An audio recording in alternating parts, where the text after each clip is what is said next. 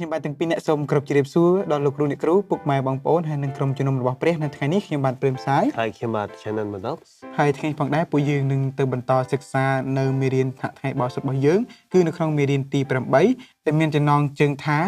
សេចក្តីជំនឿដ៏មោះមុតរបស់លោក Caleb ហើយនិងលោក Joshua អញ្ចឹងមុននឹងចាប់ផ្ដើមនៅសិក្សានៅថ្ងៃនេះសូមស្រុំចិត្តដើម្បីនឹងឋានជាមួយនឹងពួកយើងទាំងអស់គ្នាបាទសូមស្រុំចិត្តទេឋានអរព្រះបិតាដែលគង់នៅនគរឋានសួគ៌ថ្ងៃនេះគុណអរគុណទ្រង់សម្រាប់ឱកាសសាជាថ្មីដើម្បីមកសិក្សាពីព្រះបន្ទូលរបស់ទ្រង់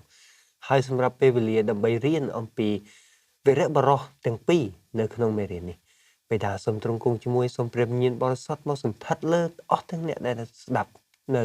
កម្មវិធីនេះផងដែរក៏សូមគ្រប់ការទាំងអស់នេះក្នុងនាមព្រះយេស៊ូវគ្រីស្ទអាមែនបាទខចងចាំរបស់យើងសម្រាប់សប្តាហ៍នេះយើងឃើញនៅក្នុងព្រះគម្ពីរហេព្រើរជំពូក13ខ7ចូលនឹកចាំពីពួកអ្នកនាំមុខ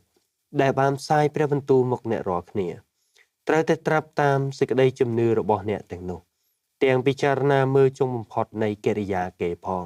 នៅសប្តាហ៍មុនយើងបានសិក្សារួចទៅហើយតកតងទៅនឹងការថ្វាយបង្គំនៅក្នុងសមរភូមិអញ្ចឹងនៅសប្តាហ៍នេះយើងនឹងទៅបន្តសិក្សាតកតងទៅនឹងសេចក្តីជំនឿរបស់បុរសពីរនាក់ដែលបងបានអធិដ្ឋានខាងលើថាយើងនឹងសិក្សាអំពីបុរសដ៏អង់អាចគឺជាអ្នកដែលមានសេចក្តីជំនឿពីរនាក់គឺលោក Caleb ហើយនិងលោក Joshua បាទអញ្ចឹងយើងនឹងទៅសិក្សាលម្អិតថាតើលោក Caleb គាត់ជាអ្នកណាហើយថាតើលោក Joshua គាត់ជាអ្នកណាឲ្យប្រកាសថាតើមុននឹងគាត់ខ្លាយទៅជាឈ្មោះ Joshua នឹងគាត់ដំបូងគាត់ឈ្មោះអីបាទអញ្ចឹងថាតើលោក Caleb នឹងគាត់ជាកូនរបស់អ្នកណានោះផងដែរអញ្ចឹងថ្ងៃនេះយើងទៅសិក្សាទាំងអស់គ្នាអញ្ចឹងនៅក្នុងព្រះគម្ពីរជនគណនាជំពូក13ខ6គឺបានសម្ដែងប្រាប់យើងថា Caleb ជាកូនយេផូណេក្នុងពូជអម្បូរយូដាមួយយើងឃើញឈ្មោះរបស់លោក Caleb នេះគឺយើងឃើញនៅក្នុងព្រះគម្ពីរជនគណនានេះគឺយើងឃើញថាក្នុងរឿងនេះគឺជារឿងមួយដែលល្បីហើយជារឿងមួយដែលយើងទាំងអស់គ្នាចងចាំមិនភ្លេចទេតកតងទៅនឹងការដែលលោកម៉ូសេចាត់ឲ្យកូនចៅអ៊ីស្រាអែលតកតងទៅនឹងការទៅស៊ើបអង្កេតទៅក្នុងទឹកដីកាណាននោះដើម្បីឲ្យបុរសទាំង2នាក់នេះដើម្បីឲ្យបុរសទាំង12នាក់នេះគឺចូលទៅក្នុងស៊ើបអង្កេតថាតើយើងគួរតែមានច្រកណាដើម្បីចូលទៅវ័យលុកទីក្រុងនោះហើយថាតើនៅក្នុងទីក្រុងនោះប្រជាជននៅទីនោះមានអីគេខ្លះតកតងនឹងដំណាំផ្លែផ្លែគឺរបៀបថាយើងទៅស៊ើបអង្កេតនៅក្នុងទីក្រុងនោះតែម្ដងបាទអញ្ចឹងលោកម៉ូសេគាត់ក៏បានចាត់ចែងបរោះតាមពូជអម្បូរទាំង12ហើយក៏ឲ្យពួកគាត់ចេញទៅនៅក្នុងទាំង12នោះគឺមានបរោះ2នាក់នេះដែរគឺលោក Joshua ហើយនិងលោក Caleb អញ្ចឹងនៅក្នុងរឿងនេះយើងនិយាយតែរឿងលោក Caleb មុនចុះអញ្ចឹងលោក Caleb គឺជាកូនរបស់យេផូណេហើយគាត់នេះឯងគឺជាអ្នកដែលមានសេចក្តីជំនឿហើយហ៊ានអះអាងបាទហ៊ានអះអាងហើយហ៊ានលើកទឹកចិត្តទៅដល់ប្រជារាស្ត្រអ៊ីស្រាអែលក្នុងការធ្វើសង្គ្រាមនោះផងដែរប៉ុន្តែនៅក្នុងរឿងនេះគឺមិនមែនគ្រាន់តែប៉ុណ្្នឹងទេគឺយើងមានសេចក្តីលម្អិតទៅមុនទៀតអញ្ចឹងខ្ញុំនឹងសង្ខេបជូនដល់ពុកម៉ែបងប្អូនទាំងអស់គ្នាឲ្យបានដឹងថាពេលដែលប្រជារាស្ត្រអ៊ីស្រាអែលនិយាយទៅគឺកងសម្ព័ន្ធទាំង12ហ្នឹងបានចូលទៅដល់ទឹកដីកាណានដើម្បីនឹងស៊ើបអង្កេតហើយគឺគេឃើញនៅទីនោះមនុស្សធំមានបន្លែផ្លែឈើជាច្រើននេះពោពេញទៅដោយសម្បូរទៅដោយទឹកដោះហើយមនុស្សនៅទីនោះរស់នៅដោយអញ្ចឹងមានភាពខ្វះខាតទេតកតងនឹងដំណាំផលកសិកម្មនឹងផងដែរអញ្ចឹងពេលដែលគេទៅអញ្ចឹងមាន10នាក់គេបាននាំគ្នាត្រឡប់មកវិញប៉ុន្តែក្នុងការដែលគេត្រឡប់មកវិញហ្នឹងគឺគេបានបេះទំពាំងបាយជូរបាទផ្លែទំពាំងបាយជូរហ្នឹងបើយើងខ្មែរយើងហៅចង្កមណាបាទមកចង្កមវាគឺលីសែងដាក់សែងគ្នា2 3នាក់ទៅបានសែងមកបានគឺច្រើនមែនទែនគឺមានផ្លែធំហើយផ្អែមឆ្ងាញ់ទៀតចឹងនៅពេលដែលពួកគេបានមកចេញពីស៊ើបអង្កេតហើយគេបានមកដល់ជំរំប្រជារាស្ត្រអ៊ីស្រាអែលវិញគឺគេនាំគ្នារអ៊ូនាំគ្នាខ្លាចនាំគ្នាត្អូញត្អែដាក់លោកម៉ូសេថាយើងមិនអាចធ្វើច្បាំងឬក៏យើងមិនអាចទៅវ័យលុកទីក្រុងនេះបានទេព្រោះទីក្រុងនេះបាទមានគេហៅថាមានមនុស្សធំហើយទ័ពគេរឹងមាំណាស់សូម្បីតែកំផែងគេក៏រឹងមាំដែរទោះបីបើសិនណាប្រៀបធៀបមកគេគឺគេប្រៀបដូចជាយក្សយើងប្រៀបដូចជាកណ្ដូបចឹងប៉ុន្តែជាការក្លាហានមួយជាភាពអង្អាចក្លាហានមួយរបស់លោក Joshua និង Caleb គឺពួកគាត់ទាំងពីរនាក់បានអះអាងថាទោះបីជា យើងមិនក៏ដោយទៅបីឃើញមនុស្សនេះធំកំផែងគេខ្លាំងក៏ដោយក៏ប៉ុន្តែទ្វារទាំងអស់នេះឬក៏របស់ទាំងអស់នេះមិនមែនសម្រាប់ពួកគេទេការពារពួកគេអត់បានទេដោយសារតែយើងមានព្រះអញ្ចឹងដូច្នេះហើយកុចូលទៅកុំឲ្យខ្លាចពួកគេឡើយបាទនេះគឺជារឿងមួយដែលយើងឃើញអំពីជីវប្រវត្តិរបស់លោក Caleb នេះផងដែរ ប៉ុន្តែយើងឃើញនៅក្នុងដើមចំពុក14សាអ៊ីស្រាអែលបែរទៅជារករអ៊ូរទាំនឹងម៉ូសេហើយនឹងអារ៉ុនហើយនឹងយូស្វេនិងកាឡែបទៀតផងហើយសឹងតែចង់ទៅនឹងគប់គេចោលសម្លាប់គេចោលទៅនឹងដុំទុំថ្មនៅក្នុងចំណុចនេះយើងឃើញហើយនៅក្នុងកាពីជនកញ្ញាចំពុក14ខ6រហូតដល់ខ10ជាងយើងឃើញថាកាឡែបហើយនឹងយូស្វេគាត់ជាមនុស្សដ៏ក្លាហានគាត់មិនខ្លាចសេចក្តីស្លាប់ឡើយទោះបីជាគាត់ដឹងថាគេចង់សម្លាប់គាត់នៅក្នុងដុំថ្មតែសារពួកគាត់ពីរនាក់ជំទាស់ជាមួយនឹងអ្នកដែលទៅស៊ើប10នាក់ផ្សេងទៀតនោះគាត់ក៏ហែកកៅអៅរបស់គាត់រត់ចូលទៅក្នុងកណ្ដាលជំនុំទាំងនិយាយប្រាប់គេខំលើកទឹកចិត្តថាបងប្អូនការនេះបើសិនជាព្រះចាត់ចែងឲ្យយើងទៅហើយគឺវានឹងកើតឡើងគឺគ្មានអ្នកណាអាចទប់ជាមួយនឹងយើងបានទេដូចសាយគាត់និយាយមិញអញ្ចឹងក៏ប៉ុន្តែគាត់សុំតែម្យ៉ាងហើយយើងឃើញហើយការសុំរបស់គាត់នេះគឺនៅក្នុងខ9កុំឲ្យតែបះបោរនឹងព្រះយេហូវ៉ាឬខ្លាចមនុស្សនៅស្រុកនោះប៉ុណ្ណោះត្បិតគេជាអាហារសម្រាប់យើងរាល់គ្នាទេទីពឹងជ្រករបស់គេបានរើចេញទៅបាត់ហើយព្រះយេហូវ៉ាក៏គង់នៅខាងយើងរាល់គ្នាដែរកុំឲ្យតែខ្លាចគេឡើយមនុស្សដែលហ៊ាននិយាយអញ្ចឹងទោះបីជាត្រូវប្រឈមនឹងសេចក្តីស្លាប់នេះហើយគឺជាសេចក្តីក្លាហានសេចក្តីជំនឿតែព្រះទ្រង់ចង់ឲ្យយើងមាននៅក្នុងជីវិតរបស់យើងដែរគឺជាភាពក្លាហានថាទោះបីជាយ៉ាងណាក៏យើងនឹងឈរដោយលើសេចក្តីជំនឿរបស់យើងចំពោះព្រះទោះបីជាគេចង់សម្លាប់យើងគេចង់ធ្វើគុតយើងបែបណាក៏ដោយក៏យើងអាចរឹងមាំតាមរយៈសេចក្តីជំនឿទៅលើព្រះបានហើយយើងឃើញនេះហើយដោយការពីលោកទាំងពីរនេះគាត់ធ្វើបែបនេះរយៈពេលនៃការបះបោររបស់សាអ៊ីស្រាអែលហើយនឹងមនុស្សទាំងប្រមាណដែលបានក្បត់នឹងព្រះដូចយើងឃើញពីដើមក្នុងមេរៀនតកតងជាមួយនឹងកាពីយូស្វេដែលយើងលើកពីមុនមកគឺសាអ៊ីស្រាអែលត្រូវដើរនៅក្នុងទីរហោស្ថានអស់រយៈពេល40ឆ្នាំអ្នកដែលបះបោរជាមួយនឹងព្រះអ្នកដែលចង់សម្លាប់យូស្វេនិងកាឡែបហើយម៉ូសេនិងអារ៉ុននោះបែរទៅជាត្រូវស្លាប់នៅក្នុងទីរហោស្ថាននៅក្នុងរយៈពេល40ឆ្នាំនោះហើយយើងឃើញនៅក្នុងព្រះគម្ពីរជនកេនីចំពុក14ខ24ព្រះយេហូវ៉ាទ្រង់បានសន្យាជាមួយនឹងកាឡែបថាតែឯកាឡែបជាអ្នកបម្រើរបស់អញនោះអញនឹងនាំចូលទៅក្នុងស្រុកដែលគាត់បានទៅមើលនោះហើយពូជគាត់នឹងបានស្រុកនោះជាគេអកពីព្រោះមានវិញ្ញាណផ្សេងស្ថិតនៅលើគាត់ហើយគាត់ក៏បានប្រព្រឹត្តតាមអញគ្រប់ចម្ពោះ40ឆ្នាំបានកន្លងផុតទៅ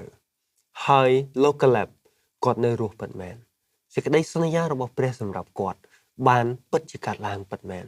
ហើយគាត់ក៏ចូលទៅក្នុងទឹកដីសន្យាជាមួយនឹងលោកយូស្វេដែលជាដៃគូក្នុងការទទួលសេចក្តីសន្យានោះបន្ទាប់ពីលោកយូស្វេហើយនឹងសាអ៊ីស្រាអែលជាមួយនឹងលោកកាឡែបដែរបានទទួលបានការសម្រាករៀងគ្រាន់បើពីសង្គ្រាមដែលបានកាត់ឡើងយើងឃើញសាច់រឿងរបស់លោកកាឡែបក៏ឡើងមកវិញនៅក្នុងកាពីយូស្វេចំពុក14ហើយនៅក្នុងពីយូស្វេចំពុក14កូនចៅរបស់សាយូដាដែលកាឡែបក៏ជាពូជអម្បូរនឹងមួយដែរក៏បានឡើងមកជួបលោកយូស្វេហើយគេក៏បាននិយាយទៅកាន់គាត់អំពីសេចក្តីសន្យាដែលលោកម៉ូសេបានប្រាប់ពួកគាត់ដែលយើងឃើញនៅក្នុងគម្ពីរយូស្វេចំពុក14ខ6ដល់ខ14លោកកាឡែបក៏ប្រាប់ទៅកាន់យូស្វេថាខ្ញុំឥឡូវអាយុ80ជាងឆ្នាំហើយក៏ប៉ុន្តែកម្លាំងខ្ញុំនៅតែមានដូចកាលពី40ឆ្នាំមុនក៏ដោយហើយដោយព្រះបានសន្យាថាទ្រង់នឹងផ្ដល់កន្លែងនេះឲ្យខ្ញុំសូមទទួលនៅមរតកដែលព្រះបានរៀបចំសម្រាប់ខ្ញុំលោកយូស្វេក៏ប្រគល់ទីក្រុងហើយនឹងវាលជុំវិញនៃទីក្រុងហេប្រុនទៅកាន់លោកកាឡែបហើយពីពេលនោះទៅខាងប៉ែកហេប្រុននេះក្លាយទៅជាមរតករបស់ពួកកាឡែបដូច្នេះលោកកាឡែបហើយនឹងបងប្អូនរបស់គាត់ក៏បានទៅវាយទីក្រុងនៅជុំវិញហេប្រុននឹងហើយក៏សម្លាប់ពូជពងរបស់ពួកអាណាពូជពងរបស់អាណានោះគឺជាពូជពងមនុស្សដែលធំសម្បើមដែលមាន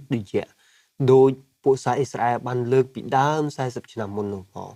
ថាខ្លួនមើលទៅដូចខ្លួនជាកដោបនៅចំពោះមុខគេអញ្ចឹងកាឡែបបានបង្ហាញដោយសេចក្តីជំនឿរបស់គាត់ថាទោះបីជា40ឆ្នាំកន្លងផុតទៅហើយគាត់អាយុក៏កើនឡើងដែរក៏អំណាចរបស់មនុស្សមិនអាចទប់ទល់ជាមួយនឹងអំណាចរបស់ព្រះបានឡើយ ឥឡូវនេះយើងបានស្ដាប់តាក់ទងទៅនឹងជីវប្រវត្តិហើយក៏ដូចជាសេចក្តីជំនឿការលះបង់ហើយនឹងភាពក្លាហានរបស់លោកកាឡែបខ្លះៗហើយឥឡូវនេះយើងនឹងបង្វែរអារម្មណ៍ដល់ពុកម៉ែបងប្អូនទាំងគ្នាមកស្ដាប់ឬក៏សិក្សាស្វែងយល់អំពីលោកយូស្វេម្ដងថាតើគាត់ពីមុនខ្លាចទៅជាឈ្មោះយូស្វេថាតើមូលហេតុអីបានជាលោកម៉ូសេនឹងហៅគាត់ថាដូច្នោះជាយូស្វេតើដំបូងគាត់ឈ្មោះអីនៅក្នុងព្រះគម្ពីរជនគណនាចំពុក13គឺមុនពេលដែលប្រជារាស្ត្រអ៊ីស្រាអែលទៅវ័យលុកទឹកដីកាណានគឺលោកម៉ូសេបានចាត់តាំងក្រុមមនុស្សទាំង12គឺហៅកុលសម្ពន្ធទាំង12ហើយឲ្យមានគ្នា12នាក់ជ្រើសគ្នា12នាក់ដើម្បីចូលទៅស៊ើបអង្កេតនៅទីនោះអញ្ចឹងនៅទីនោះគឺមានលោកខាឡែបហើយនិងលោកយូស្វេអញ្ចឹងយើងឃើញនៅក្នុងព្រះគម្ពីរជនគណនាចំពុក13ខ8ដែលបានសម្ដែងថាហូសេជាកូននុនក្នុងពូជអំបូរអេប្រាអឹមមួយអញ្ចឹងយើងឃើញថាលោកយូស្វេពីមុនគាត់ខ្លាយទៅជាយូស្វេគឺគាត់ឈ្មោះថាហូសេបាទអញ្ចឹងគាត់ជាឈ្មោះថាហូសេចំណេះក្រោយមកលោកម៉ូសេក៏បានហៅគាត់បដូរគាត់ពីហូសេទៅជាយូស្វេវិញគឺនៅក្នុងនេះគឺយើងឃើញនៅក្នុងព្រះគម្ពីរជនគណនាជំពូក13ខ16បានសម្ដែងប្រាប់យើងថានេះហើយជាឈ្មោះនៃពួកអ្នកដែលម៉ូសេបានចាត់ឲ្យទៅសង្កេតមើលក្នុងស្រុកហើយម៉ូសេក៏ហៅហូសេជាកូននុនថាយូស្វេវិញបាទនេះគឺជា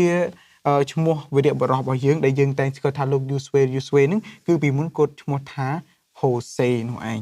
អញ្ចឹងយើងឃើញថាលោកយូស្វេគាត់គឺជា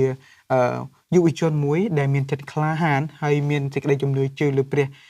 ខ្លាំងមែនទែនដោយសារតែគាត់នៅជាមួយនឹងព្រះតាំងពីតូចមកម្ល៉េះអញ្ចឹងនៅពេលដែលយើងបានសិក្សារួចទៅហើយតកតងទៅនឹងព្រះគម្ពីរនិខម៉ាណាំងដែលយើងបានសិក្សាជាមួយនឹងរឿងរបស់លោកម៉ូសេហ្នឹងគឺយើងឃើញថាយូស្វេគាត់បាននៅក្នុងត្រសាលជំនុំអត់ចេញមកទេបាទអញ្ចឹងមានថាគាត់នៅសម្អាតគាត់នៅធ្វើការនៅក្នុងហ្នឹងគឺប្រៀបដូចជាគាត់បានធ្វើការក្នុងដំណាក់របស់ព្រះហើយព្រះក៏មានបន្ទូលជាមួយនឹងលោកយូស្វេដែរអញ្ចឹងយូស្វេនេះគឺយើងគិតមើលទៅគឺគាត់គឺជាមិត្តភក្តិរបស់ព្រះមួយដែរបន្ទាប់ពីលោកម៉ូសេដែលលោកយូស្វេបានមានការសន្ទនាជាមួយនឹងព្រះមុខទល់នឹងមុខដូចគ្នានឹងផងដែរយើងឃើញថាទំនាក់ទំនងរបស់លោកយូស្វេជាមួយនឹងព្រះយេហូវ៉ាគឺជិតស្និទ្ធជាខ្លាំងមករហូតមួយជីវិតរបស់លោកម៉ូសេហើយនៅពេលដែលលោកម៉ូសេស្លាប់ហើយដូចយើងឃើញនៅក្នុងគម្ពីរយូស្វេចំពុក1ខ1ដល់ខ9គឺយើងឃើញថាទំនាក់ទំនងរបស់លោកយូស្វេជាមួយនឹងព្រះយេហូវ៉ាគឺមិនបានអាក់អន់ឬក៏រសាត់ទៅណាឆ្ងាយឡើយគឺលោកយូស្វេគាត់នៅតែតេតូនមានទំនាក់ទំនងខ្លាំងរវាងគាត់ជាមួយនឹងព្រះហើយយើងឃើញនៅក្នុងគម្ពីរយូស្វេចំពុក1ខ1ដល់ខ9ឃើញការលើកទឹកចិត្តដែលព្រះយេហូវ៉ាទ្រង់បានលើកទឹកចិត្តទៅកាន់យូស្វេដែលយើងរៀននៅមេរៀនទី1នៃការសិក្សាអំពីព្រះបន្ទូលរបស់យើងនេះគឺជាការលើកទឹកចិត្តថាកុំអោយភ័យខ្លាចឡើយអញគង់ជាមួយនឹងឯងអញនឹងទៅគ្រប់ទីកន្លែងដែលឯងទៅគ្មានអ្នកណាអាចរារាំងឯងបានឡើយហើយយើងឃើញរឿងនេះតកតងជាមួយនឹងរឿងអាកានដែលយើងបានរៀនកាលពីប្រហែលសប្តាហ៍មុននោះដែរតែព្រះយេហូវ៉ានៅតែលើកទឹកចិត្តយូស្វេយើងឃើញទំនាក់ទំនងរបស់លោកយូស្វេនៅពេលដែលគាត់ជួបជាមួយនឹងព្រះនៅវាលនៅគៀនយេរីខូហើយយើងឃើញអំពីទឹកចិត្តរបស់លោកយូស្វេក្នុងការដើរតាមព្រះដែលគាត់ដើរតាមគ្រប់ជំហានមិនឲ្យបាត់នៅចំណុចណាមួយឡើយលោកយូស្វេគឺជាមនុស្សមួយដែលពោពេញទៅដោយសេចក្តីជំនឿគាត់បង្ហាញសេចក្តីជំនឿរបស់គាត់តាមរយៈទង្វើរបស់គាត់គឺត្រូវទៅតាមអ្វីដែលព្រះទ្រង់បានបង្គាប់លោកយូស្វេបង្ហាញយើងអំពីអត្តចរិតនៃអ្នកដឹកនាំគាត់ជាមនុស្សអ្នកដឹកនាំម្នាក់តែមានចិត្តធម៌មេត្តាប៉ុន្តែមានភាពក្លាហានគាត់មានសេចក្តីជំនឿទៅលើផែនការដែលព្រះទ្រង់បានផ្ដល់ឲ្យគាត់មិនដែលរអាចិត្តឬក៏បាក់ទឹកចិត្តនៅពេលដែលគាត់ជួបជាមួយវិបត្តិឡើយគឺគាត់រត់ទៅរកព្រះគាត់ស្វែងរកព្រះជានិច្ចគាត់ធ្វើដូចគ្រប់អ្វីដែលលោកម៉ូសេបានធ្វើដែរចឹងលោកយូស្វេបង្ហាញយើងអំពីឧទាហរណ៍ជាមេដឹកនាំមួយដ៏ធំមួយនៅក្នុង សាអ៊ីស្រាអែលចឹងលោកយូស្វេនៅពេលដែលគាត់បានបញ្ចប់កិច្ចការរបស់គាត់បាននាំដណ្ដើមយកប្រទេសកាណានទឹកដីកាណានចិត្តអស់ហើយគឺគាត់ក៏ទទួលបានមរតករបស់គាត់ដែរហើយមរតករបស់គាត់នោះយើងឃើញនៅក្នុងគម្ពីរយូស្វេចំពុក19ខ49ដល់ខ50ដែលពួកសាអ៊ីស្រាអែលបានផ្ដល់មរតកទៅកាន់លោកយូស្វេដោយតាមព្រះដែលព្រះទ្រង់បានបង្គាប់ហើយដោយអ្វីដែលគាត់បានសូមផងដែរអញ្ចឹងយើងឃើញត្រង់ចំណុចនេះទោះបីជាលោកយូស្វេបានខំប្រឹងធ្វើការងារអស់ពីចិត្តប្រើកម្លាំងញើសឈាមបែបណាក៏ដោយក៏គាត់មិនលោភលន់ចង់បានទឹកដីច្រើនឬក៏មរតកច្រើនឡើយគឺគាត់សូមតែអ្វីដែលព្រះទ្រង់នឹងផ្ដល់ឲ្យតែប៉ុណ្ណោះយើងឃើញទឹកចិត្តរបស់គាត់ត្រង់នេះគឺយើងឃើញបង្ហាញយើងប្រាប់ថាទោះបីជាយើងធ្វើការអស់រយៈពេលយូរឆ្នាំក៏ដោយក៏យើងមិនត្រូវលោភលន់ចង់បាននៅអ្វីដែលមិនមែនជារបស់យើងឡើយព្រះទ្រង់ផ្ដល់រង្វាន់ឲ្យយើងរង្វាន់នោះជារង្វាន់ពិសេសបំផុតហើយយើងមិនត្រូវលោភលន់ចង់បានរង្វាន់របស់អ្នកដទៃណាឡើយព្រះទ្រង់ផ្ដល់មរតកនេះមកកាន់យើងហើយដោយលោកយូស្វេយើងត្រូវតែមានចិត្ត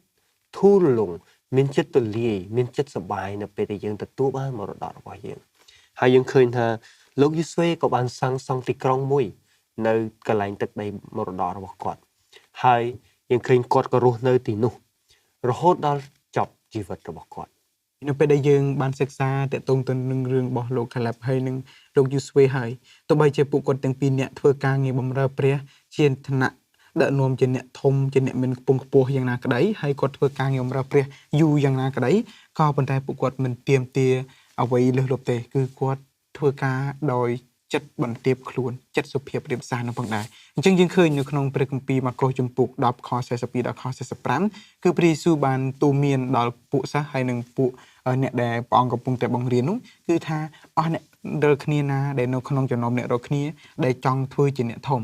នោះត្រូវធ្វើជាអ្នកទូចជាមុនសិនឬក៏ត្រូវធ្វើជាអ្នកបម្រើគេជាមុនសិនទៅខ្លាចទៅជាអ្នកធំអញ្ចឹងគឺកន្លែងនេះគឺចង់ឲ្យយើងអ្នកគ្នាបន្ទាបខ្លួនបម្រើគ្នាទៅវិញទៅមកនោះផងដែរអញ្ចឹងយើងឃើញថាយើងរាល់គ្នាទាំងអស់គ្នាតែយើងរាល់គ្នាអាចធ្វើអីបានខ្លះដើម្បីคลายទៅជាមនុស្សដែលធ្វើជាអ្នកលើកទឹកចិត្តដល់អ្នកដទៃថាយើងគួរតែធ្វើរបៀបណាយើងនាំគេបែបណាដើម្បីឲ្យគេមើលមកយើងថាយើងជាគំរូដល់អ្នកដទៃដើម្បីគេបានមានកម្លាំងចិត្តដើម្បីឲ្យអ្នកដទៃនៅជុំវិញយើងនឹងគេអាចរស់នៅដោយភាព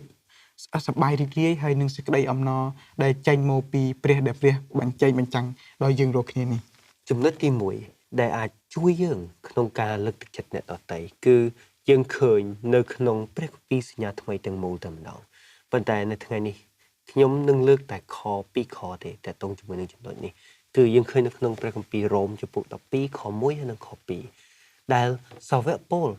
គាត់បានលើកទឹកចិត្តនៅគ្រីស្ទាននៅសម័យនោះហើយក៏ដូចគ្រីស្ទានសម័យនេះផងដែរថាចូលថ្វាយខ្លួនជាយ៉ាញ់បូជារស់ជាយ៉ាញ់បូជាបរិសុទ្ធទៅកាន់ព្រះចូលថ្វាយជីវិតរបស់អ្នកទៅកាន់ព្រះនៅពេលដែលអ្នកខំប្រឹងថ្វាយជីវិតរបស់អ្នកទៅកាន់ព្រះនោះយើងឃើញនៅក្នុងខ2គឺអ្នកនឹងមិនត្រាប់តាមទង្វើរបស់លោកីនេះឡើយអ្នកមិនធ្វើតាមទង្វើនៃសម័យនេះគឺអ្នកនឹងខំប្រឹងរក្សាខ្លួនឲ្យខ្លួនបរិសុទ្ធហើយអ្នកអាចសួរខ្ញុំថាហេតុអីបានការរក្សាខ្លួនឲ្យខ្លួនបរិសុទ្ធคล้ายទៅជាការលើកទឹកចិត្តដល់អ្នកដទៃនៅពេលដែលអ្នកដទៃឃើញអំពីឧទាហរណ៍របស់អ្នកឃើញទង្វើដែលអ្នកបានធ្វើនោះគេចាប់ផ្ដើមមានទឹកចិត្តគេនឹងមានទឹកចិត្តឈរជាមួយនឹងអ្នកគេនឹងខំប្រឹងបំបត្តិនៅទង្វើដែលនៅសម័យនេះដែលជាទង្វើដ៏អាក្រក់ហើយនៅពេលនោះអ្នកនឹងអាចខ្លាចទៅជាស្មោះបន្ទាល់មួយដើម្បីលើកទឹកចិត្តដល់អ្នកដទៃឲ្យគេស្វែងរកព្រះឲ្យអស់ពីចិត្តចឹងយើងឃើញថាវិធីផ្សេងទៀតនោះគឺយើងឃើញថាឲ្យយើងទាំងអស់គ្នាចូលអស់ទាំងបន្ទុកអំពើបាបដែលវានៅជុំវិញយើងនឹងហើយឲ្យយើងទាំងអស់គ្នាយកវាទាំងអស់នឹងចេញពីខ្លួនប្រាណរបស់យើងហើយឲ្យយើងទាំងគ្នារត់ទៅក្នុងទីប្រណាំងដែលមានព្រះយេស៊ូវគ្រីស្ទព្រះអង្គទ្រង់ជាមេហើយឲ្យយើងទាំងអស់គ្នាបានមានសេចក្តីជំនឿជឿទៅលើព្រះផងដែរអញ្ចឹងយើងឃើញនៅក្នុងព្រះគម្ពីរហេព្រើរចំពុក12ខ1ដល់ខ2បានសម្ដែងប្រាប់យើងថាដូច្នេះដែលមានស្មោះបន្ទល់មួយវងធំម្ល៉េះ នៅព័ទ្ធជុំវិញយើងនោះត្រូវឲ្យយើងចូលអស់ទាំងបន្ទុកនិងអំពើបាបដែលរុំយើងជុំវិញជាងាយម្លេះនោះចេញហើយត្រូវរត់ក្នុងទីប្រណាំងដែលនៅមុខយើងដោយអំណត់ទាំងរំពឹងមើលដល់ព្រះយេស៊ូវដ៏ជាមេផ្ដើមហើយជាមេសម្រេចសេចក្តីជំនឿរបស់យើងដែលទ្រង់បានរងទ្រាំនៅជើឆ្កាងទាំងមើងងាយចំពោះសេចក្តីអាម៉ាស់ខ្មាស់នោះឲ្យតែបានសេចក្តីអំណរដែលនៅចំពោះទ្រង់រួចទ្រង់ក៏គង់ខាងស្ដាំនៃបល្ល័ង្ករបស់ព្រះអញ្ចឹងយើងមានតែបោះចោលអំពើបាបហើយទទួលយកព្រះយេស៊ូវគ្រីស្ទហើយឲ្យព្រះយេស៊ូវគ្រីស្ទទ្រង់ជាអ្នកកំណត់ហើយឲ្យព្រះយេស៊ូវគ្រីស្ទគង់នៅក្នុងចិត្តរបស់យើងទើបយើងទាំងអស់គ្នាអាចបញ្ចេញនៅការលើកទឹកចិត្តបញ្ចេញនៅសេចក្តីស្រឡាញ់ហើយនឹងបញ្ចេញនៅការបន្ទាបខ្លួនការបម្រើរបស់យើងនឹងទៅកាន់អ្នកដទៃដើម្បីអ្នកដទៃឃើញថានេះគឺជាព្រះយេស៊ូវគ្រីស្ទដែលព្រះយេស៊ូវគ្រីស្ទបានគង់នៅជាមួយនឹងអ្នកនេះហើយឲ្យអ្នកនេះបានធ្វើការងារល្អជាមួយនឹងខ្ញុំផងដែរអញ្ចឹងខ្ញុំសូមលើកទឹកចិត្តដល់ពុកម៉ែបងប្អូនទាំងអស់គ្នាឲ្យខិតខំប្រឹងប្រែងសិក្សានៅព្រះបន្ទូលរបស់ព្រះព្រោះព្រះចិត្តយាងមកវិញជាលើកទី2ហើយអញ្ចឹងមុននឹងបញ្ចប់នៅការសិក្សាស្វាស្គូលនៅថ្ងៃនេះសូមស្រុំចិត្តដើម្បីនឹងអធិដ្ឋានជាមួយនឹងពួកយើងទាំងអស់គ្នាអបរវិដាបរិយវត្រានិងព្រះវិញ្ញាណបរិសុទ្ធដែលព្រះម្ចាស់គង់នៅនឹងគូតានស៊ូដល់ពុំផុតអីប្រងៃគុណសូមអរគុណទ្រង់ស្រាប់ពេលថ្ងៃនេះដែលទ្រង់បានទានជាពេលវេលាដល់ទូបង្គំទាំងអស់គ្នាឲ្យទូបង្គំបានមកសិក្សានៅមេរៀននៅថ្ងៃបរិសុទ្ធដើម្បីទូបង្គំទាំងអស់គ្នាបានរៀនអំពីព្រះបន្ទូលរបស់ព្រះអង្គហើយក៏ដូចជាយកគំរូតាមអំពីវីរៈបរិសរបស់យើងគឺលោកយូស្វេហើយនិងលោកយូកាឡែបដែលគាត់ជាអ្នកដែលមានចិត្តក្លាហានក្នុងការបម្រើព្រះហើយព្រះអង្គក៏គុណសូមអរគុណទ្រង់មែនទែនដែលទ្រង់បានឲ្យពួកគាត់ទាំងពីរអ្នកធ្វើជាគំរូដល់ទូបង្គំគ្រប់គ្នាក្នុងការទុកចិត្តដល់ព្រះអង្គផងដែរក៏សូមអធិដ្ឋានសូមព្រះអង្គជួយផ្ដល់នូវសេចក្តីក្លាហានដល់ទូបង្គំគ្រប់គ្នានៅក្នុងព្រះអង្គចាស់ព្រះយេស៊ូវគ្រីស្ទអាមែនខ្ញុំបាទទាំងពីរអ្នកសូមគោរពជំរាបលាសូមជួបគ្នានៅវីដេអូក្រោយទៀត